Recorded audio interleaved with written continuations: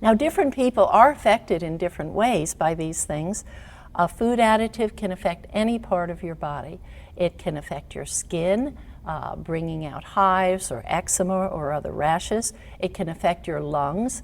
In fact, research has shown that food dyes and these other petrochemicals can bring on asthmatic attacks. They can affect even your brain. So when you get a migraine headache, it may be that you've been exposed to something that has a petroleum base. It could be something you ate. It could even be something that you breathe. So different people react in different ways. Some people will have a difficulty focusing.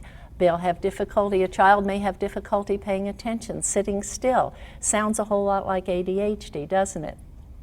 The problems of behavior and learning, what is being called ADHD now, used to be mostly confined to English-speaking countries. But as more and more American junk food is exported overseas, we are hearing back from other countries all over the world that the children are having more and more trouble. They are having difficulty focusing in school.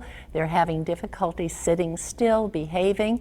They're having much more different problems of all types, various health problems. Now, on this display here, these are some of the typical reactions that individuals might have to eating these additives. Not everybody is affected, or at least not everybody is obviously affected, but we think that since research has shown that these additives cause behavior problems, learning problems, and health problems, they can trigger nerve damage, they can trigger immune system damage, they can trigger DNA damage, reproductive damage, cancer.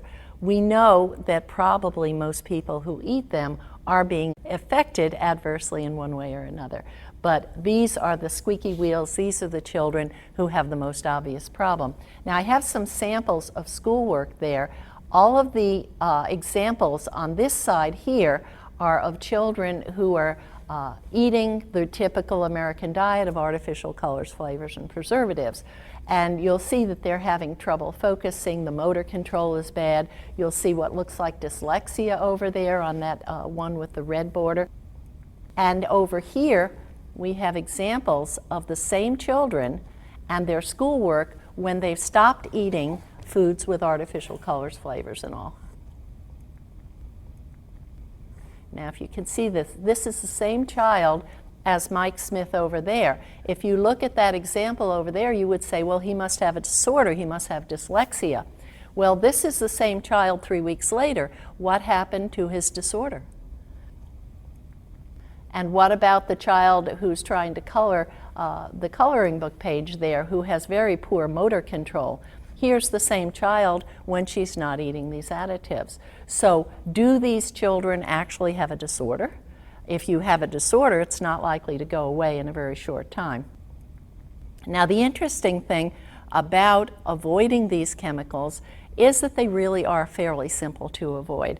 All of the food over there on that side, these are all products that would not be acceptable on the Feingold program because they contain one or more of those additives that we've listed. However, everything on this side is acceptable.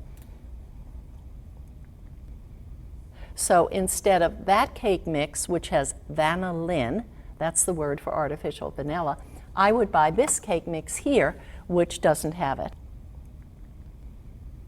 Instead of the neon orange mac and cheese mix, I would buy the white cheddar mac and cheese mix.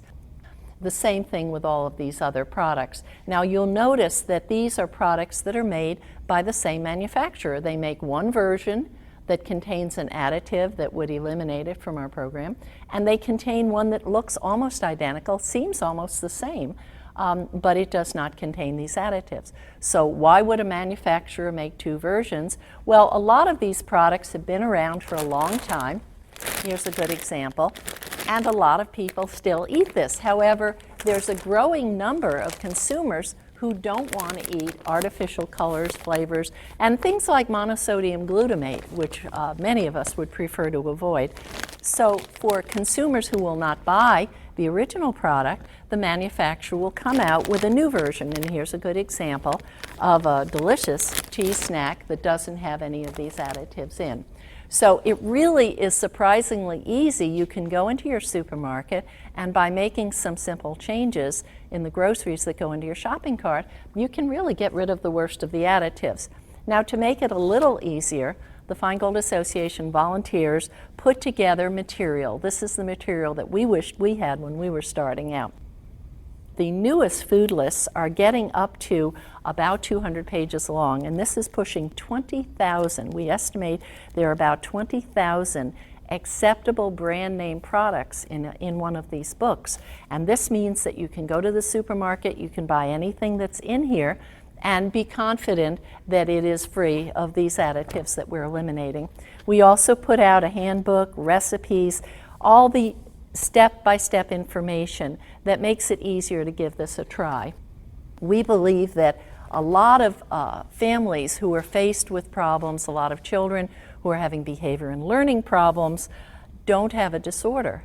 And why not see if you can figure out what the causes are? Now, food additives are not the only things that are triggering problems like ADD, ADHD, but they're a huge one, and they're one of the easiest things to eliminate. We think when a child's having a problem that the parent deserves to have complete, accurate information about all of the options that are out there, not just be given one option that that particular practitioner happens to favor. We're not anti-anything, we're not anti-medication, we just think that it makes sense to figure out what's causing the problem. The main purpose of our volunteer nonprofit, when we've been around for a very long time, our main purpose is to make it easy for somebody who's interested in trying this out to see whether getting rid of the petroleum-based additives might make a difference in how you feel or how your child behaves or his ability to sleep at night or the lack of temper tantrums that you're hoping for. We show people how to try this out. And we have lots of information. We have loads of information on our website. And we enjoy doing this work because it has been so successful for us and for the families we've helped. So if you'd like more information, give us a call. We'll do what we can to help you. Thanks.